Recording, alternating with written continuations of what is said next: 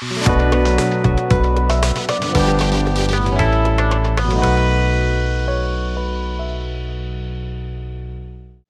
सभी को, कैसे हैं आप सभी लोग। मैं विजय राजेश सिंह परमार।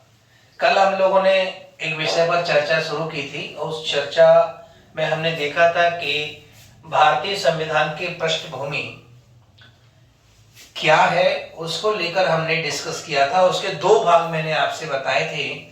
एक भाग था जब भारत में ईस्ट इंडिया कंपनी का शासन चलता था, जो कि 1773 रेगुलेटिंग एक्ट से रेगुलेट हुआ था। 1853 का चार्टर एक्ट बना था। वहां तक हमारे देश में ईस्ट इंडिया कंपनी का शासन चला था। उसके बाद दूसरा हिस्सा कल के वीडियो हमने डिस्कस नहीं किया था, क्योंकि वीडियो बहुत लंबा हो रहा था। हम कोशिश कर रहे हैं कि अभी आपको ज्यादा बड़े बड़े वीडियो न दिखाए जाए। तो हमने आज उसका जो बचा हुआ हिस्सा है कल के डिस्कशन का, उसे आज हम डिस्कस करेंगे। जैसा कि बोर्ड पर आपको दिखाई दे रहा है, ब्रिटिश क्राउन का शासन। मैंने आपको बताया था कि 1857 की भारत की महान क्रांति हुई, और उस क्रांति में ब्रिटिश सरकार को ये लग गया था या समझ में आ गया था कि भारत के लोगों के अंदर ईस्ट इंडिया कंपनी को लेकर बहुत गुस्सा है, नाराजगी है। इसीलिए हमें इसमें सुधार करना पड़ेगा। और ईस्ट इंडिया कंपनी की जो शोषणकारी नीतियां थी, इससे हमारे देश के सभी लोग त्रस्त थे, किसान हो, युवा हो और हमारे व्यापारी वर्ग हो, ये सभी के सभी ईस्ट इंडिया कंपनी की शोषणकारी नीतियों से त्रस्त थे। और इसीलिए भारत में एक गुस्सा पनपा, और उसका परिणाम था 1857 की महान क्रांति, जिसे कई विद्वान अलग अलग नामों से डिफाइन करते हैं। हम हिस्ट्री में उसकी चर्चा करेंगे ही। कोई कहता है स्वतंत्रता का पहला आंदोलन है, कोई कहता है सिपाही आंदोलन था, जो भी था, लेकिन एक बड़ा मूवमेंट था। और इससे अंग्रेजी सरकार हिल गई, और अंग्रेजी सरकार की समझ में ये आ गया था कि भारत में ईस्ट इंडिया कंपनी के विरुद्ध एक आक्रोश है, और अगर हमें भारत में सत्ता को कायम रखना है, ब्रिटिश रूल को वहां रखना है, तो हमें कुछ परिवर्तन करना पड़ेगा। और वही चर्चा वहां की संसद में, इंग्लैंड की संसद में हुई, और एक नया भारत शासन अधिनियम आया, जिसका नाम है 1858 का भारत शासन अधिनियम। ये एक ऐसा अधिनियम था जिसे कहते हैं भारत के लिए एक अच्छा अधिनियम था, सुधारकारी अधिनियम था। कैसे सुधारकारी अधिनियम था? तो सबसे पहला सुधारकारी अधिनियम इसलिए भी कहा गया, पहला कारण शायद मेरे हिसाब से ये है कि इस अधिनियम के द्वारा भारत में ईस्ट इंडिया कंपनी का शासन समाप्त हो गया। ये कल के वीडियो में हमने यहाँ तक चर्चा की थी। चलिए, तो हम इसी क्रम में आगे बढ़ के देखते हैं कि 1858 का जो भारत शासन अधिनियम था, उसमें क्या क्या प्रावधान थे, एक एक करके देखते हैं। तो इसका पहला प्रावधान था कि भारत में east India company, east India company का शासन समाप्त कर दिया गया। यानी इस एक्ट के द्वारा भारत में ईस्ट इंडिया कंपनी का शासन समाप्त कर दिया गया। ये पहला बिंदु है। दूसरा बिंदु, इस एक्ट के द्वारा और क्या किया गया? इस एक्ट के द्वारा भारत के गवर्नर जनरल पदनाम समाप्त कर इसे वायसराय नाम दिया गया। तो ये दूसरा बेहद महत्वपूर्ण पॉइंट है कि इस एक्ट के द्वारा भारत के जो गवर्नर जनरल होते थे, उनका पद नाम बदला गया और उसे वायसराय कहा गया। तो इस तरह से हम देखा भारत के गवर्नर जनरल का पद नाम समाप्त कर इसे वायसराय नाम दिया गया और भारत के पहले वायसराय बने लॉर्ड कैनिंग।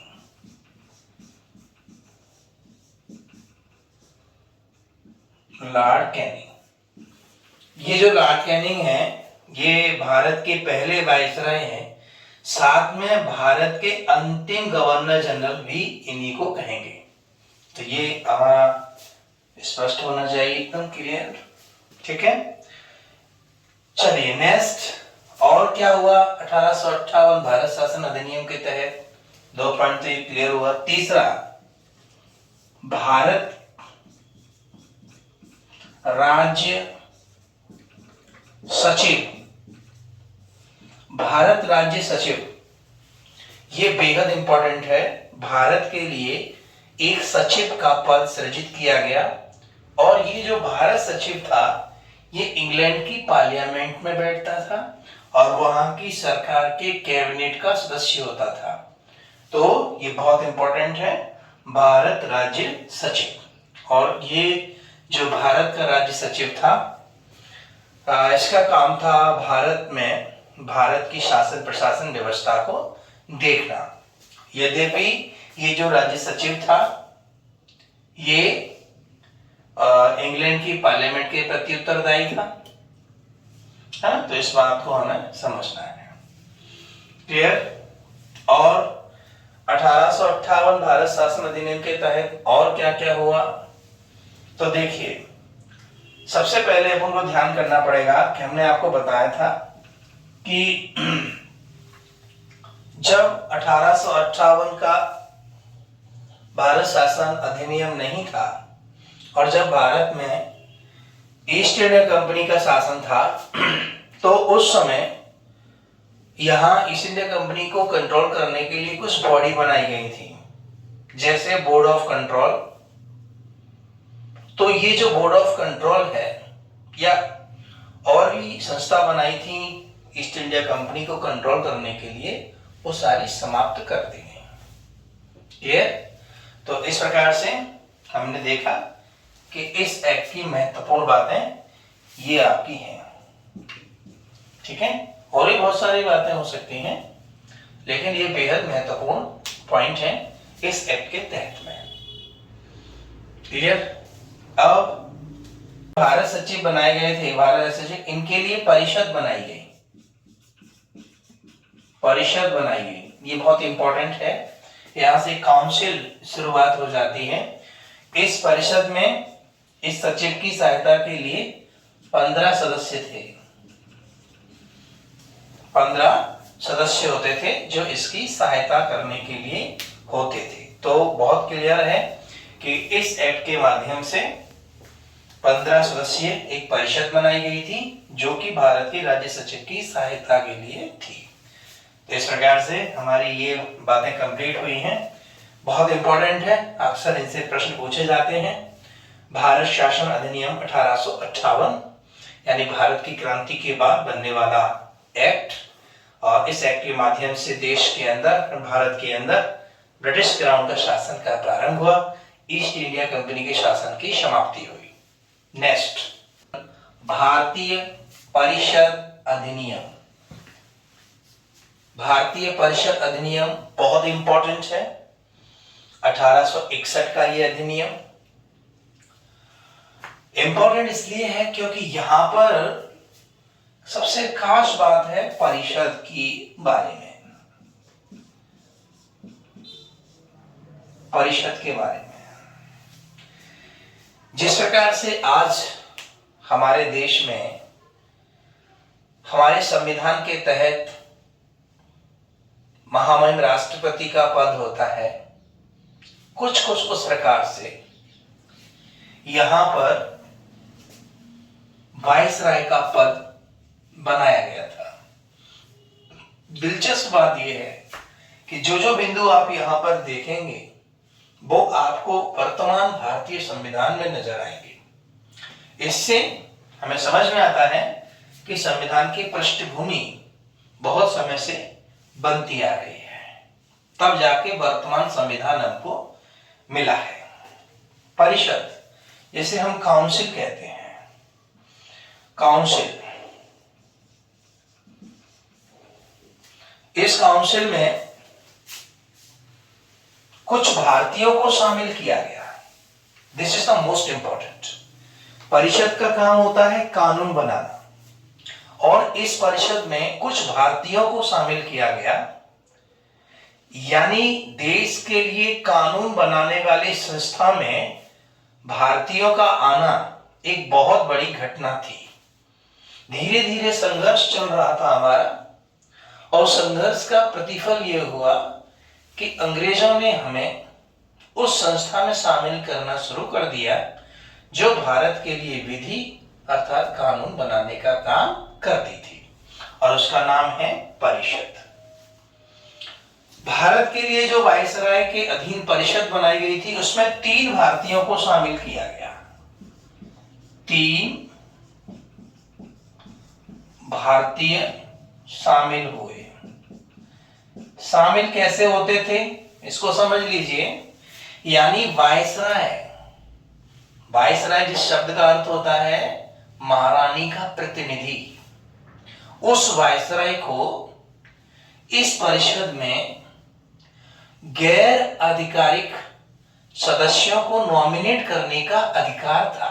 जैसे आज भी हमारी संसद में राष्ट्रपति को कुछ सदस्यों को नॉमिनेट करने का अधिकार है, ठीक सेम यहां पर हम कह सकते हैं कि जो वायसराय थे उन्हें अपनी परिषद में कुछ भारतीयों को नॉमिनेट करने का अधिकार था। ठीक, अब 3 भारतीय शामिल हुए, यानी इसकी जो परिषद होती थी, परिषद, उसमें टोटल 12 या 15 सदस्य होते थे। ठीक, 12-15 सदस्यों में से 30 सदस्य भारतीय होने लगे।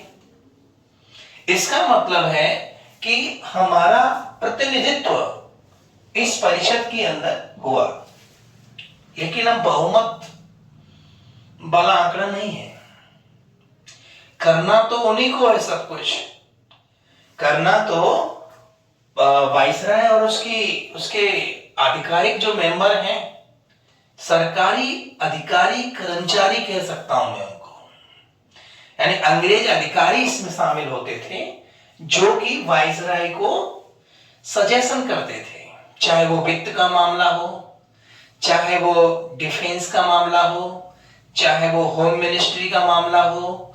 वो सारे सब्जेक्ट पर डिस्कस करना भारतीयों के लिए नहीं था, सिर्फ भारतीयों को शामिल किया गया था।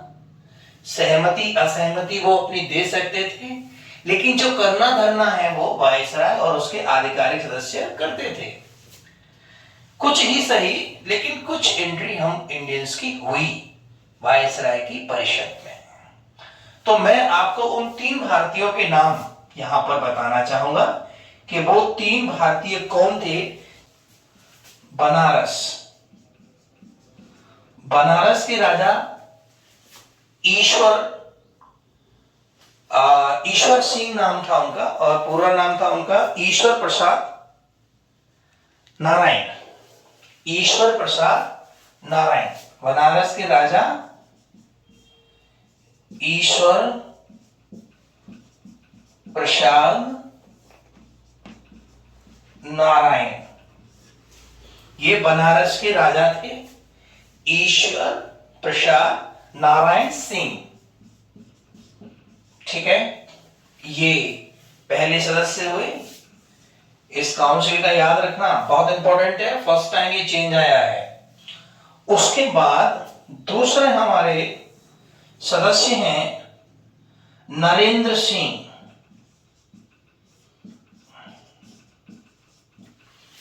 कहां के महाराज थे ये? पटियाला महाराज, पटियाला महाराज। ठीक, तो बनारस के राजा ईश्वर प्रसाद नारायण सिंह, नरेंद्र सिंह पटियाला के महाराज थे, और तीसरा जो नाम था, जो हमारी ग्वालियर स्टेट से थे, जो सर लगती थी उनके आगे, सर एक उपाधि है, सर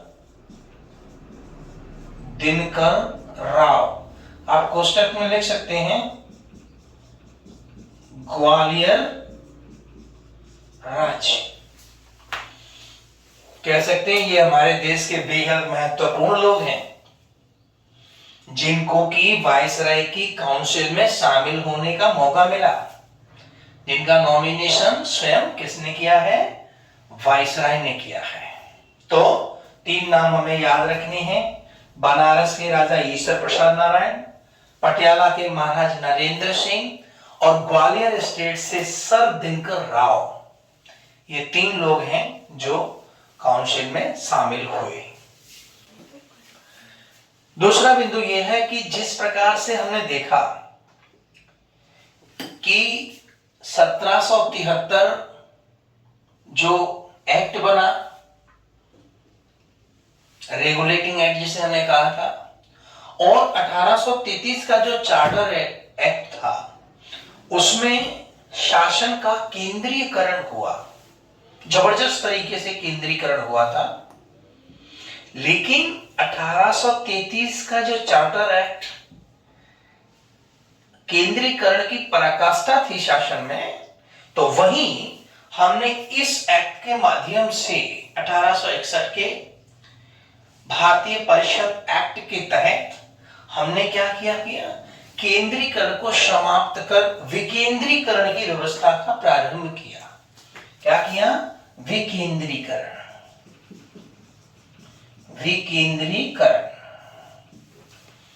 इसका मतलब यह है कि इस परिषद के अलावा हमारी स्टेट में भी परिषद बनाई गई। जैसे बंगाल में परिषद बनाई गई और उनको अधिकार दिए गए और उनको गवर्न करने के लिए गवर्नर बनाया गया।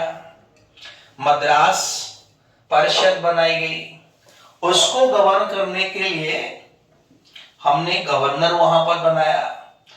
ऐसे ही तो हम यही कह सकते हैं कि जो केंद्रीकरण था शासन का, उसका विकेंद्रीकरण हुआ। तो ये मोस्ट इंपॉर्टेंट पार्ट है इसका कि सत्ता का, शासन का विकेंद्रीकरण की जो प्रोसेस थी वो किस एक्ट के तहत शुरू हुई है? 1892 भारत परिषद अधिनियम। ठीक है, तो ये पॉइंट बहुत इंपॉर्टेंट है, नोट करने वाला पॉइंट है। विकेंद्रीकरण हुआ और इस विकेंद्रीकरण के तहत बंगाल, उत्तर पश्चिम सीमांत प्रांत, पंजाब में लगातार हमने विधान परिषदों का निर्माण किया। दूसरी बात इसमें एक इंपॉर्टेंट ये है कि लॉर्ड कैनिंग जिसे हम नाम ले रहे हैं, लॉर्ड कैनिंग वायसराय बने थे पहले। Lord Canning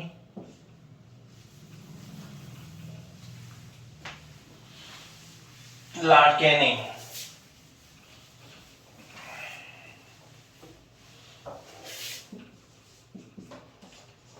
Lord Canning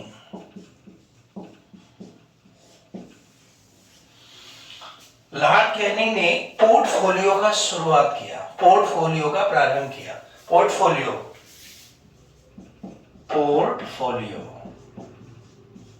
portfolio यानी कि सदस्यों को विभाग दिए जाना। जैसे आज की डेट में प्रधानमंत्री जी का ये अधिकार होता है कि वो अपने मंत्रियों को विभाग बांटे। जैसे किसी को उन्होंने होम मिनिस्टर बनाया यानी होम डिपार्टमेंट दिया, किसी को उन्होंने डिफेंस मिनिस्टर बनाया, डिफेंस दिया, किसी को फाइनेंस मिनिस्टर बनाया, यानी विभागों का वितरण जो प्रथा है वो यहां से स्टार्ट हुई। समझ गए? यानी पोर्टफोलियो भारत में किसके द्वारा शुरू किया गया था? लॉर्ड कैनिंग के द्वारा शुरू किया गया था। ये बेहद महत्वपूर्ण है और आज भी हमारे संविधान में ये व्यवस्था आपको दिखाई देती है। पोर्टफोलियो जैसी व्यवस्था आपको दिखाई देती है। ठीक है, तो इस एक्ट के बारे में ये कुछ बातें हैं जो बेहद। तो हमारे वाइसराय थे, वाइसराय को जैसे आज भी है हमारे संविधान में राष्ट्रपति महोदय को, नहीं सॉरी राष्ट्रपति को नहीं, जैसे आज हमारे संविधान में एक व्यवस्था है कि यदि संसद का सत्र नहीं चल रहा है तो प्रधानमंत्री को यानी सरकार को अध्यादेश जारी करने की शक्ति दी गई है और वो अध्यादेश कानून की भांति कार्य करता है। विशेष परिस्थितियों में अध्यादेश इंपीचमेंट लॉ जिसको कहते हैं वो जारी करने का अधिकार है। ठीक इसी प्रकार से ये स्टार्टिंग हुई है यहां से, यानी हमारे जो वाइसराय थे उनको विशेष परिस्थितियों में अध्यादेश जारी करने की शक्ति दी गई। 6 माह का उसका पीरियड था। 6 माह के बाद में उसको परिषद में प्रस्तुत होना था और वहां से उसका पास होना था। तो ये अध्यादेश शब्द आया है, अध्यादेश, इम्पीचमेंट लॉ। तो this is the most important. इसके बाद ये मेरी बात कंप्लीट होती है।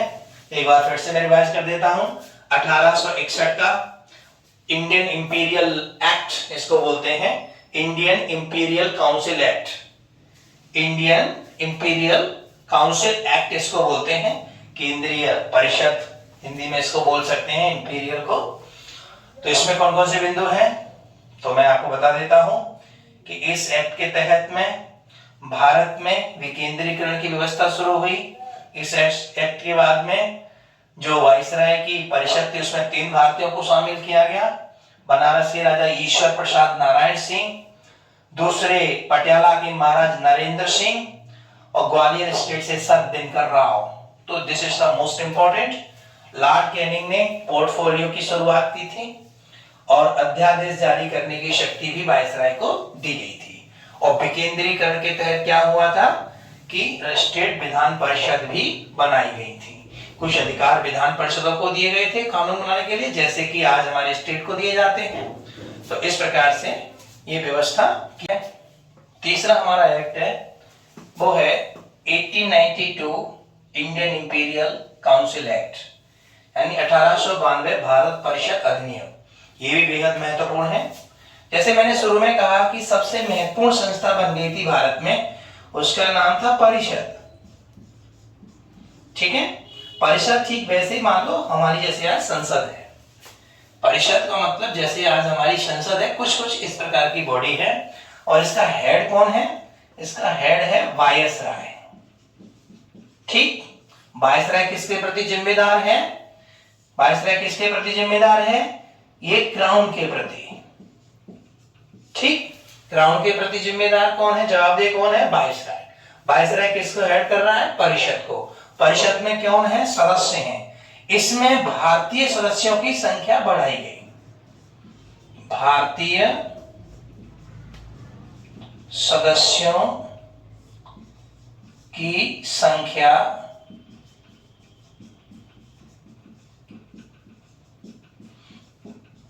बढ़ाई गई। इसका मतलब ये हुआ कि हमारी जो काउंसिल है उसमें भारतीयों की संख्या बढ़ा दी गई, यानी कहीं ना कहीं हमारा रिप्रेजेंटेशन बढ़ता जा रहा है और हम धीरे धीरे आगे की तरफ बढ़ रहे हैं। तो ये अच्छी बात है। हालांकि हमें कुछ अधिकार भी मिले इसमें, जैसे बजट पर बहस में हिस्सेदारी, यानी भारतीय जो सदस्य शामिल किए गए थे उनको बजट पर बोलने का अधिकार दिया गया था, सुझाव देने का अधिकार दिया गया था, उस पर डिस्कस करने का अधिकार दिया गया था। ठीक, तो इसके बारे में और कुछ खास बात नहीं है।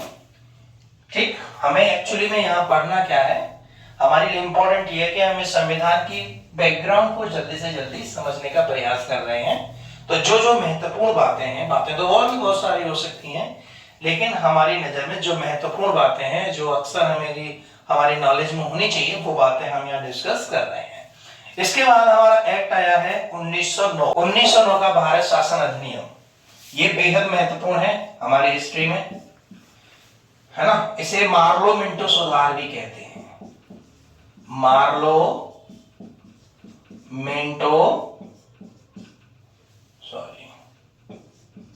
सुधार, ठीक है। यानी इसी एक्ट को हम क्या कहते हैं, मार्लो मिंटो सुधार के नाम से भी जानते हैं। इसमें मार्लो जो है वो भारत सचिव हैं, जो कहां बैठते हैं, जो ब्रिटेन की पार्लियामेंट में बैठते हैं, ब्रिटेन की सरकार की कैबिनेट के मेंबर हैं, वो है मार्लो, और मिंटो तत्कालीन वाइसराय हैं भारत के। इन दोनों ने मिलकर एक एक्ट पारित किया था हमारे देश में, तो उनको हिस्ट्री में मार्लो मिंटो सुधार के नाम से जानते हैं। अब कितना सुधार हुआ कितना नहीं हुआ ये तो विश्लेषण की बात है, लेकिन हाँ मार्लो मिंटो सुधार के रूप में इनको हम जानते हैं। इसमें सबसे इंपॉर्टेंट जो मैं बार बार कह रहा हूं, परिषद आ रही है। क्या आ रही है, परिषद।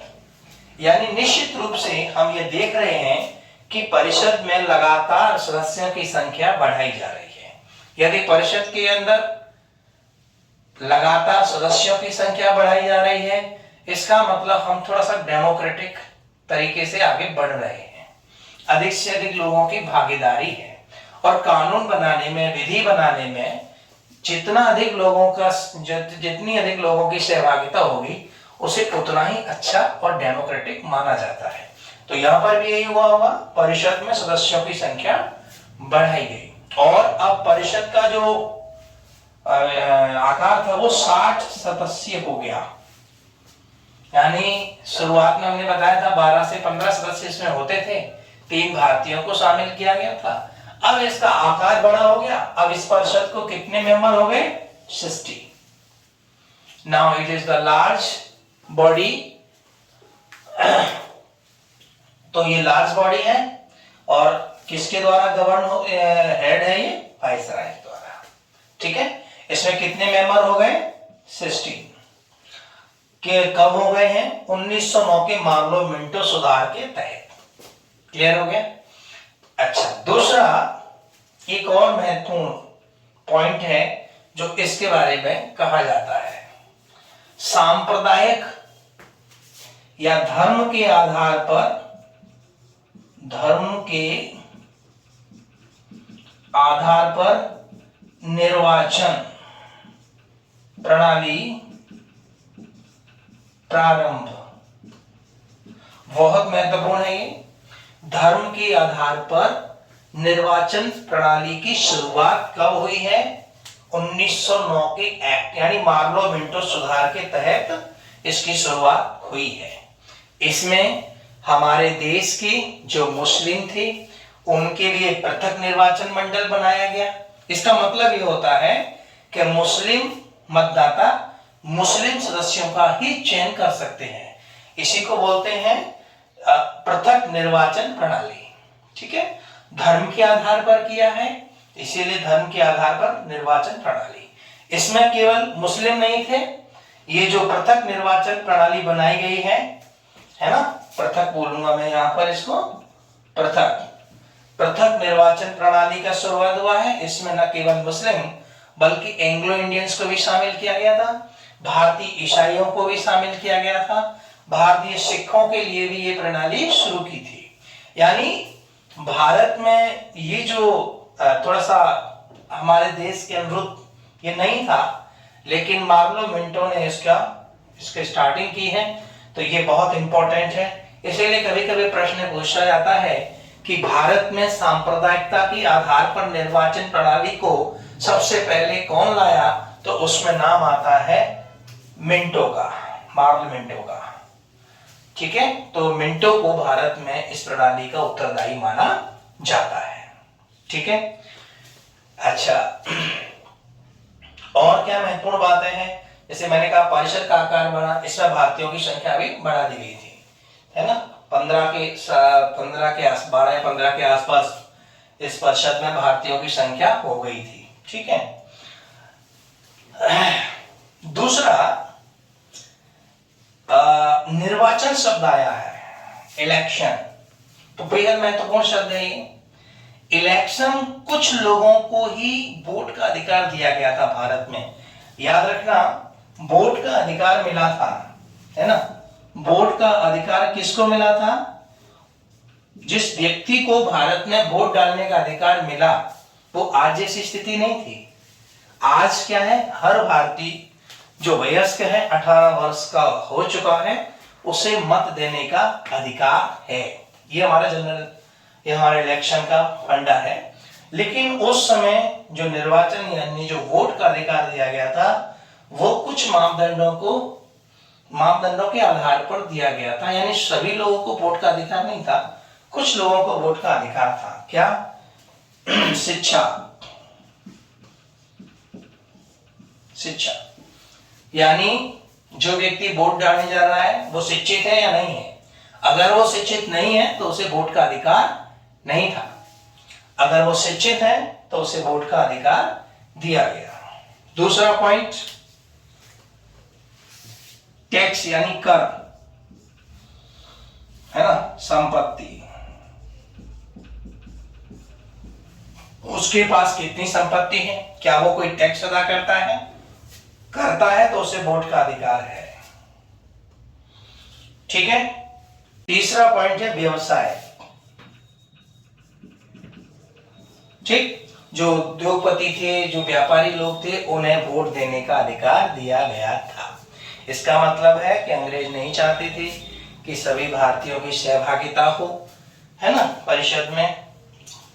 तो इसीलिए उन्होंने कुछ चुनिंदा लोगों को ही वोट का अधिकार दिया था। इस प्रकार से ये 1909। और हाँ, इस शब्द को विशेष याद रखना, इसे सांप्रदायिक भी बोलते हैं। सांप्रदायिक ये शब्द काफी प्रचलन में है। सांप्रदायिक निर्वाचन प्रणाली का जनक। ठीक है, ये क्वेश्चन बहुत इंपॉर्टेंट है। चलिए, ये बात हो गई हमारी 1909 के भारत शासन अधिनियम की। और हाँ, एक और खास बात है इसके बारे में, जैसे मैंने कहा कि जो केंद्रीय विधान परिषद है उसमें सदस्यों की संख्या बढ़ाई गई, भारतीयों की संख्या भी बढ़ाई गई थी। याद रखना, परिषद के अंदर आधिकारिक सदस्य होते थे।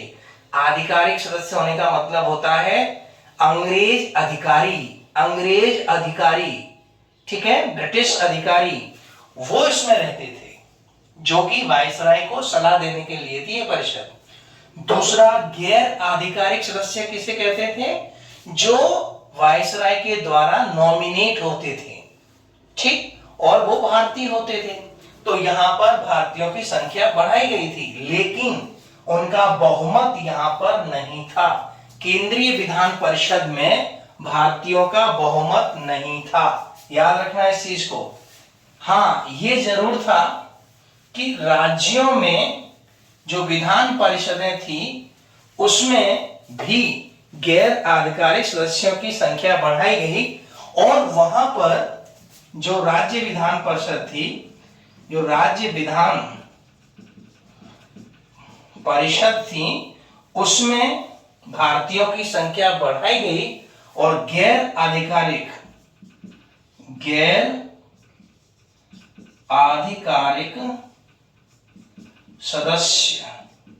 सदस्यों का बहुमत हो गया था।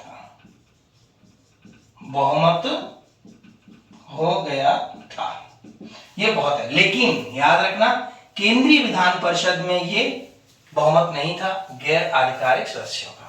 ठीक है, तो यही बात इंपॉर्टेंट है इसके बारे में। तो ये है 1909 का पार्लियामेंट सुधार।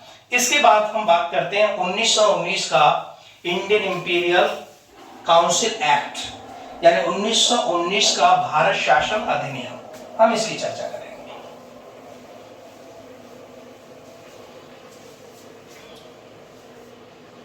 ठीक है, तो इसकी चर्चा करते हैं।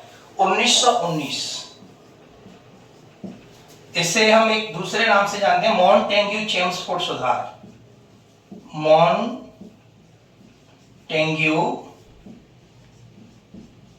चेम्सफोर्ड सुधार। मॉन्टेग्यू चेम्सफोर्ड सुधार समझ गए होंगे आप लोग। मॉन्टेग्यू कौन है? भारत सचिव है ये, ठीक है। और चेम्सफोर्ड कौन है? हमारे भारत के वाइसराय हैं। क्लियर? तो इन दोनों ने मिलकर एक एक्ट लेके आए थे हमारे भारत में, उसे हम मॉन्टेग्यू चेम्सफोर्ड सुधार के नाम से जानते हैं। 1919 का भारत शासन अधिनियम इसे कहते हैं। ठीक है, अब हम देखते हैं कि इस एक्ट के तहत हमारे देश में कौन कौन सी घटनाएं हुई हैं। ठीक है, चलिए एक एक करके हम इस पर चर्चा करते हैं क्या क्या हुआ। पहला इंपॉर्टेंट बिंदु है कि जो सांप्रदायिक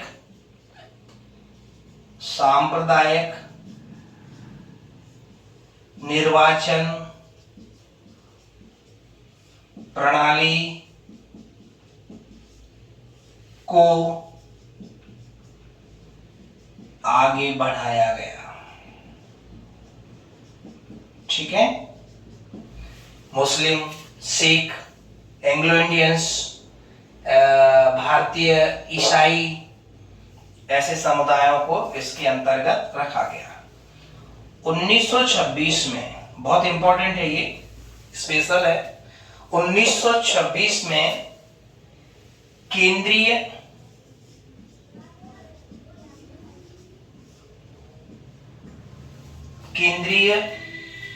लोक सेवा आयोग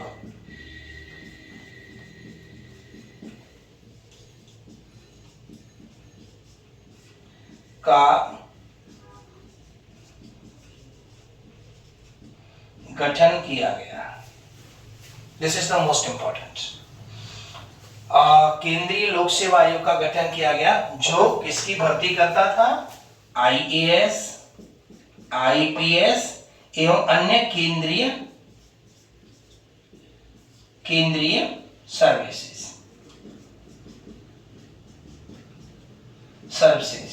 ठीक है, तो ये अपने आप में महत्वपूर्ण फैक्ट है। 1926 में केंद्रीय लोक सेवा आयोग का गठन किया गया था। इस एक्ट के अंतर्गत ध्यान रखना इस बात को, है ना। और आईएएस, आईपीएस, और हाँ एक चीज आता है, मैंने आपको शुरुआत में कहा था, याद होगा आपको, कि 1861 में जो एक्ट आया था, जब ईस्ट इंडिया कंपनी का शासन था, उस समय इन सेवाओं की शुरुआत करने का प्रयास किया गया था। और आपको याद होगा कि आईसीएस, इंडियन सिविल सर्विसेज की स्टार्टिंग जो हुई थी वो 1863 में हुई थी। इसको याद रखना, 1863 में हुई थी। और ये आईसीएस की परीक्षा कहां पर होती थी? इंग्लैंड में होती थी। ठीक है, इंग्लैंड के अंदर होती थी आईसीएस, इंडियन सिविल सर्विसेज का एग्जाम। कहां पे कंडक्ट होता था? इंग्लैंड में होता था। बहुत कम भारतीय उसमें पार्टिसिपेट कर पाते थे। ठीक है, और याद रखना कि हमारे जो प्रथम भारतीय थे जिन्होंने इस आईसीएस परीक्षा को पास किया था, कहां पर? इंग्लैंड में। प्रथम आईसीएस बने थे सत्येंद्र नाथ टैगोर,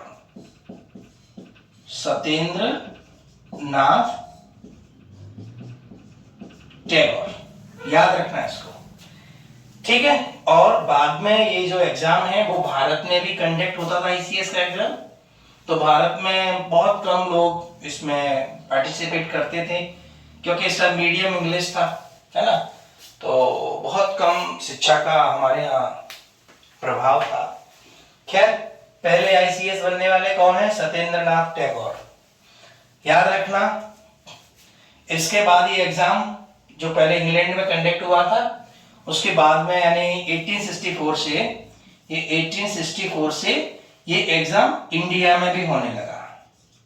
कहां होने लगा? इंडिया में होने लगा। और बताया जाता है कि जब ये इंडिया में कंडक्ट हुआ तो 6 भारतीय इसमें सिलेक्ट हुए थे। कितने भारतीय हुए इसमें? 6 भारतीय सिलेक्ट हुए थे।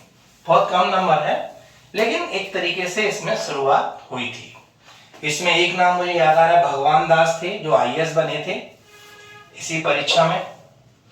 एक याद रखना जिन्हें हम बहुत अच्छे जानते हैं, डॉक्टर राजेंद्र प्रसाद। डॉक्टर राजेंद्र प्रसाद के बारे में बहुत कम लोग जानते हैं, जो हमारे देश के आगे चल के पहले राष्ट्रपति बने थे। वो आईएएस भी बने थे, याद रखना। तो डॉक्टर राजेंद्र प्रसाद भी इसी आयोग के द्वारा सिलेक्टेड थे और एक आईएएस ऑफिसर थे। ठीक, और बाद में जाकर हमारे देश के राष्ट्रपति बने। ऐसे एक भगवान दास नाम था, वो भी हमारे देश के आईएएस बने थे। तो इस प्रकार से कुछ नाम हैं जो इस परीक्षा से पढ़े लिखे लोग थे, है ना। एक गोविंद पंत, गोविंद वल्लभ पंत, ये भी एक नाम है जो हमारी भारतीय राजनीति में बहुत बड़ा नाम है। गोविंद पंत, गोविंद वल्लभ पंत का, और वो भी हमारे आईएएस बने थे। ठीक है, तो ये कुछ नाम मुझे याद है अभी तो मैं बता रहा हूँ। हाँ, इस पर जाते हैं तो ये आयोग बना, कमीशन बना 1926 में। हालांकि इस कमीशन ने जो एग्जाम कंडक्ट किया था वो 1935 से किया था। ठीक है, यानी स्थापना इसकी हो गई थी, लेकिन इसने जो रेगुलर एग्जाम कंडक्ट कराए थे वो कब कराए थे? 1935 से। तो 1919 भारत शासन अधिनियम के तहत ये बहुत इंपॉर्टेंट बात मैंने आपको बताई। भारत में द्विसदनीय व्यवस्था की गई, द्विसदनीय व्यवस्था। ठीक है, ये इंपॉर्टेंट है, तो इतना ही जानना हमारे लिए काफी है। द्विसदनीय व्यवस्था को हम संविधान में पढ़ेंगे आगे चल के। फिलहाल हम ये बात कर रहे हैं कि कैसे हमारे संविधान की बैकग्राउंड बननी, कैसे हमारे संविधान की पृष्ठभूमि तैयार हुई है।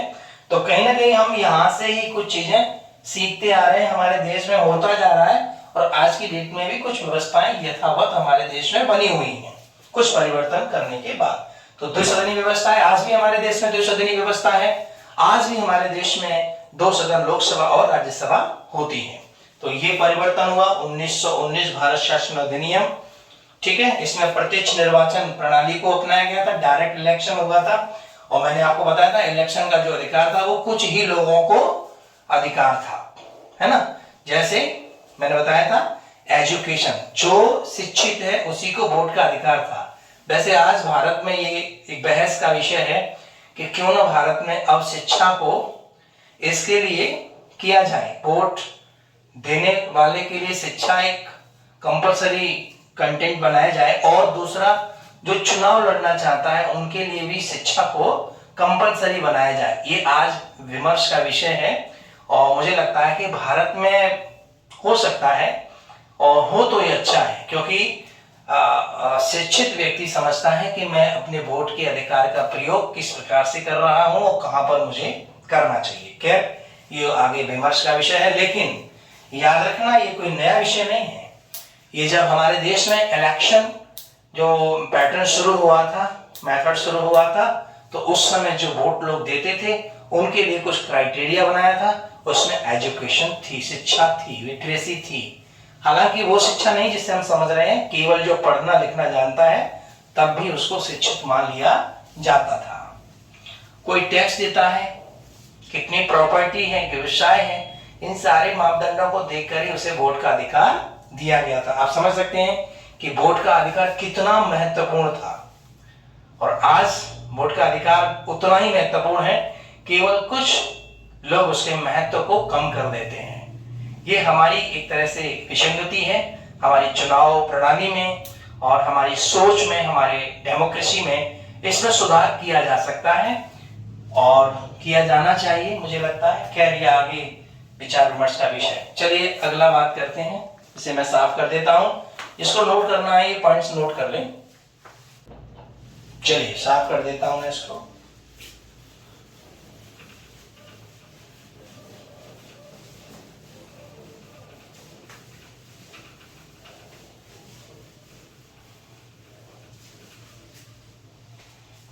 इसके बाद है 1935 का भारत शासन अधिनियम, बहुत महत्वपूर्ण है।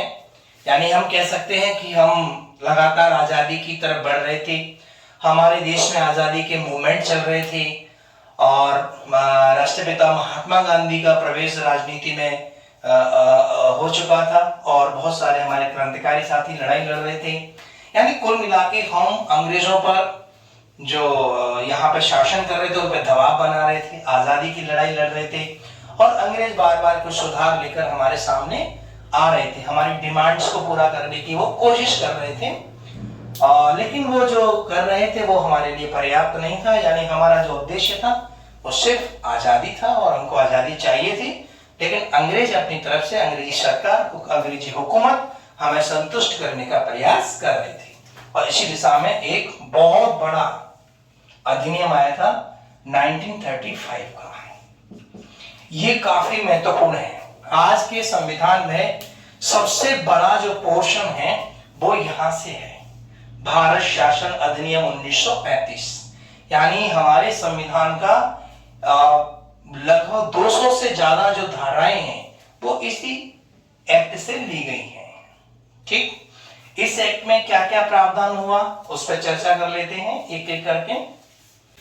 इसकी खास बात, केंद्र और राज्य को विषयों को पूरी तरह से अलग अलग बांट दिया गया, यानी विकेंद्रीकरण की क्रिया को, प्रणाली को और आगे बढ़ाया। तो क्या केंद्र सूची,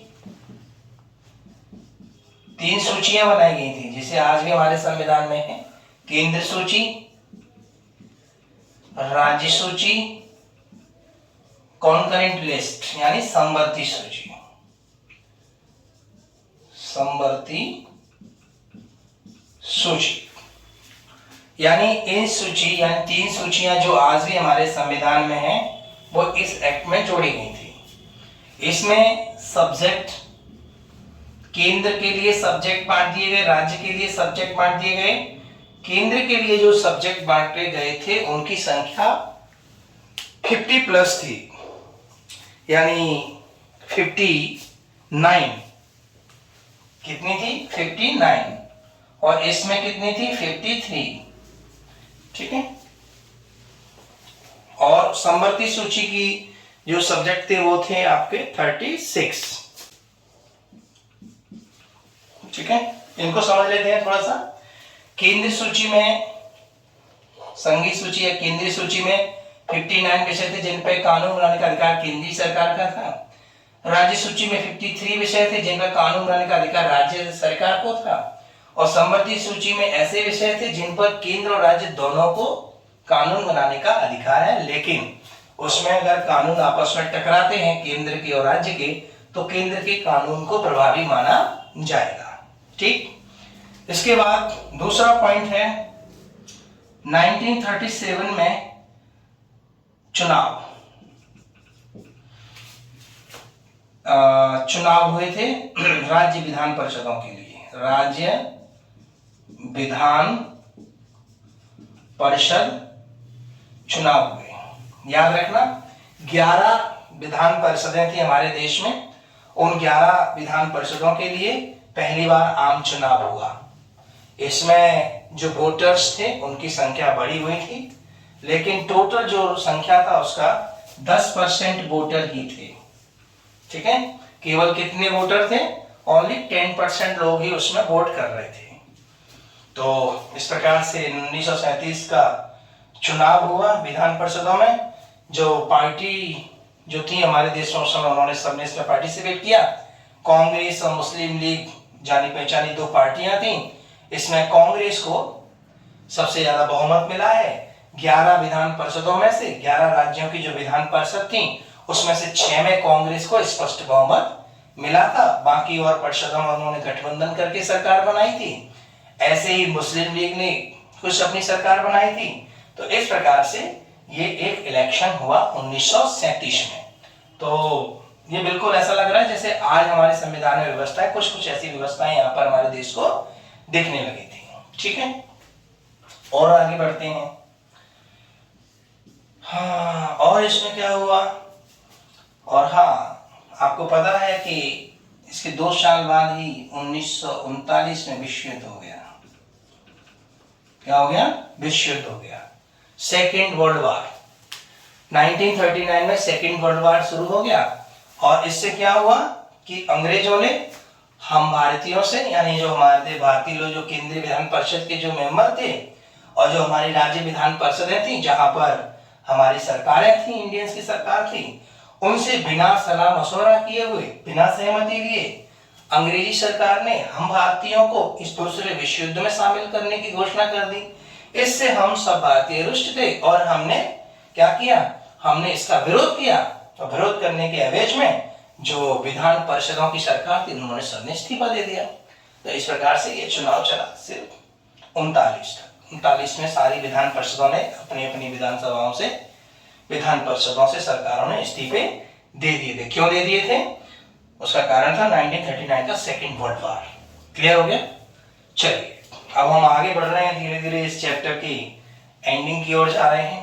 प्रांतों में द्वैध शासन समाप्त हो गया।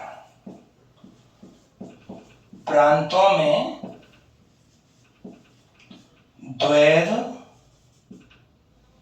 द्वैध शासन समाप्त।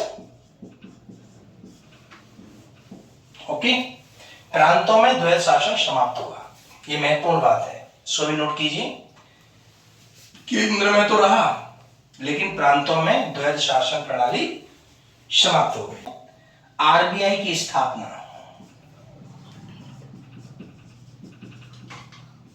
Clear? RBI reserve bank of India की स्थापना 1935 के एक्ट के माध्यम से की गई। ये एक और महत्वपूर्ण बिंदु है, ठीक है, आरबीआई की स्थापना। ठीक है, बाकी तो हम हिस्ट्री में सारी चर्चा करेंगे विस्तार से। फिलहाल इतना काफी है इस पृष्ठभूमि को समझने के लिए, और इसको मैं साफ कर देता हूं। कुछ नोट करना है तो कर लीजिए। और उसके बाद हमारा अगला जो एक्ट है वो है 1947, भारतीय स्वतंत्रता अधिनियम। ठीक है, देख लीजिए।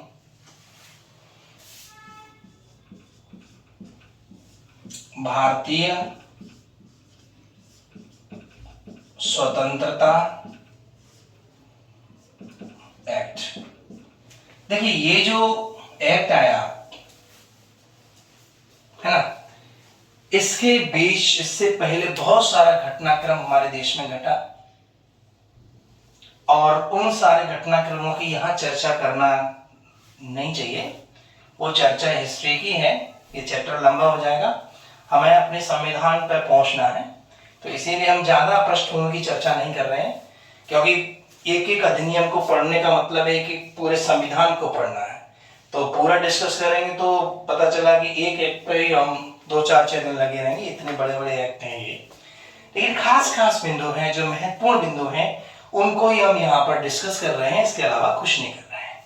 ठीक है, इस पर भी हम ज्यादा डिस्कस नहीं करेंगे, क्योंकि जब हम हिस्ट्री पढ़ेंगे तो उस समय इस पर विस्तार से चर्चा होगी कि क्या क्या घटनाक्रम घटा था। भारत छोड़ो आंदोलन हुआ, सेकेंड वर्ल्ड वॉर 1945 में समाप्त हुआ, इंग्लैंड में सरकार बदल गई, क्लीमेंट एटली प्रधानमंत्री बन गए, जिन्होंने अपने चुनावी भाषणों में कहा था कि यदि मैं इंग्लैंड में सरकार बनाता हूं तो भारत को आजाद कर देंगे। सारी घटनाक्रम भारत के फेवर में हुए और हमारा देश आजाद हो गया।